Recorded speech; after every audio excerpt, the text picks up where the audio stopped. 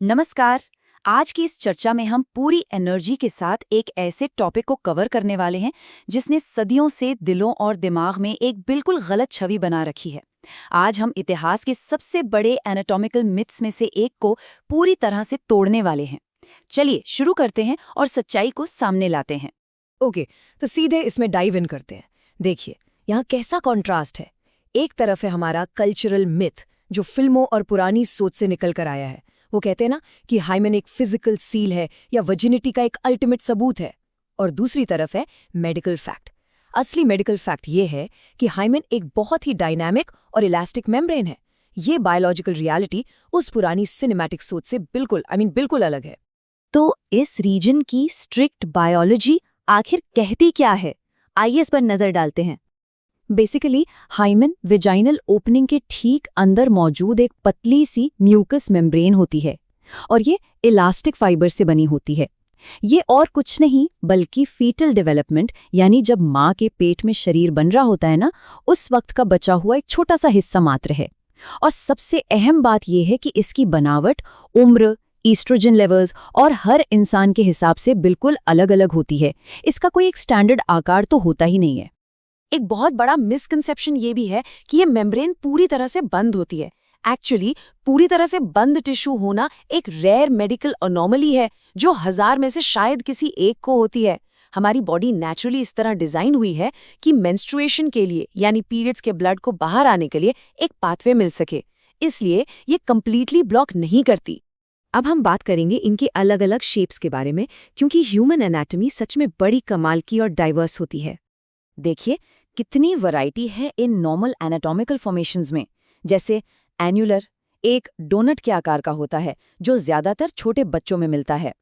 फिर है क्रेसेंटिक जो आधे चांद यानी क्रेसेंट मून जैसा दिखता है।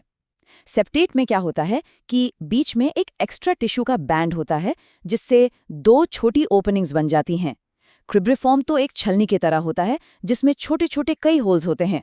और अंत में इम्परफोरेट जो पूरी तरह कवर करता है और जिसके बारे में हमने अभी बात की थी, जिसमें हल्की मेडिकल मदद लगती है।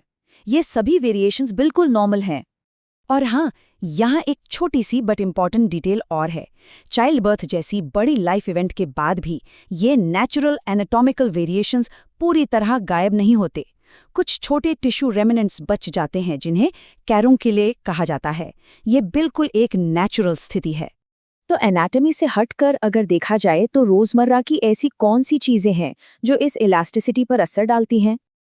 इस लिस्ट पर ध्यान दीजिए। जिम्नास्टिक्स, घुड़सवारी, साइकिलिंग, टैम्पन्स का यूज, रूटीन पेल्विक एग्जाम्स और ऐसे स्पोर्ट्स जिसमें लेग स्प्लिट होते हैं, ये सभी बिल्कुल आम, एवरीडे और पूरी तरह से नॉन सेक्सुअल फिजिकल एक्टिविटीज हैं। और ये एवरीडे एक्टिविटीज समय के साथ इस इलास्टिक फाइबर को नेचुरली स्ट्रेच कर सकती हैं या वेयर डाउन कर सकती हैं। तो क्रूशल पॉइंट यहाँ ये निकल कर आता है कि इस टिश्यू में होने वाले बदलाव अचानक नहीं होते। ये बदलाव ग्रेजुअल होते हैं और हाँ, परमानेंट होते हैं। अगर ये मेम्ब्रेन एक बार स्ट्रेच हो जाए तो ये दोबारा रीग्रो नहीं कर सकती। ये बात उस पुराने मिथ को पूरी तरह हिलाकर रख देती है जिसमें इसे एक वन टाइम ब्रेकिंग इवेंट माना जाता था। अब आते हैं सबसे बड़े सवाल पर, पहली बार का सच यानी the mechanical reality of the first time. 50%, exactly 50%। Data साफ कहता है कि आधी आबादी को फर्स्ट सेक्सुअल इंटरकोर्स के दौरान बिल्कुल भी ब्लीडिंग नहीं होती, 0 ब्लीडिंग। ये फैक्ट सुनकर काफी लोगों को सरप्राइज लगता है, लेकिन ये सच में उस फिल्मी ब्लड ऑन द शीट्स वाले ट्रोप को पूरी तरह से शैटर कर देता है। ब्लीडिंग न होना बिल्कुल नॉर्मल है। फिर सवाल उठता है कि अगर ब्लीडिंग या पेन होता है तो उसकी वजह क्या होती है? उसकी फिजियोलॉजिकल वजह किसी सील का टूटना तो बिल्कुल नहीं है। असल में ये मैकेनिकल माइक्रोटेयर्स की वजह से होता है। अगर प्रॉपर नेचुरल लुब्रिकेशन नहीं है तो ड्राई वेजाइनल वॉल्स पर फ्रिक्शन क्रिएट होता है, या फिर मसल्स में पहले से बहुत टेंशन या घबराहट है तो इस म्यूकस मेम्ब्रेन पर छोटे छोटे कट्स लग सकते हैं। ये लिटरली सिर्फ एक मैकेनिकल रियलिटी है। और इन्हीं माइक्रोटेयर्स और डिस्कम्फर्ट को कम करने के लिए मेडिकल एक्सपर्ट्स ये साफ स्टेप्स सुझाते हैं। स्टेप 1, नेचुरल लुब्रिकेशन के लिए पूरा वक्त देना। स्टेप 2, फ्रिक्शन कम करने के लिए वाटर बेस्ड लुब्रिकेंट का इस्तेमाल करना। स्टेप 3, कॉन्शियसली अपनी पेल्विक मसल्स को रिलैक्स करना, क्योंकि घबराहट की वजह से मसल्स टाइट हो जाती हैं। और स्टेप 4, बिल्कुल आराम से और धीरे धीरे आगे बढ़ना। ये स्टेप्स डेलिकेट टिश्यूज को प्रोटेक्ट करने में बहुत मदद करते हैं। इन सब मेडिकल रियलिटीज को समझने के बाद चलिए देखते हैं कि दुनिया भर में इसे लेकर क्या स्टैंड लिया जा रहा है।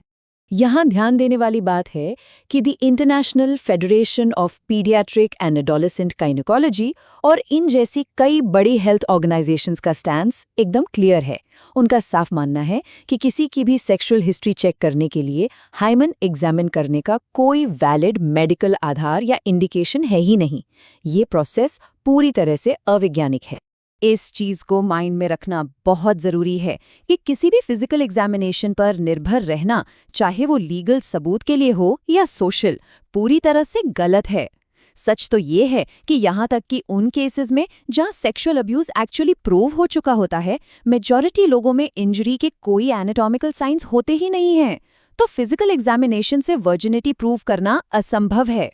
WHO जैसी बड़ी इंटरनेशनल संस्थाओं का ये कोड देखिए, virginity testing is a form of gender-based violence and a human rights violation। ये एक बहुत ही स्ट्रॉन्ग कंक्लूजन है।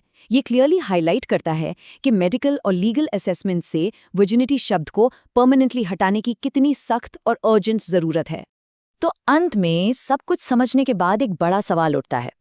अगर आज साइंस और डेटा ने क्लियर कर दिया है कि वर्जिनिटी कोई फिजिकल स्टेट नहीं बल्कि सिर्फ एक बनाया हुआ सोशल कॉन्स्ट्रक्ट है, तो क्या अब वक्त नहीं आ गया कि हम इस इंटैक्ट सील वाले नुकसानदायक भ्रम को हमेशा के लिए पीछे छोड़ दें? इस बारे में जरूर सोचिए और इस सच्चाई को आगे बढ़ाइए।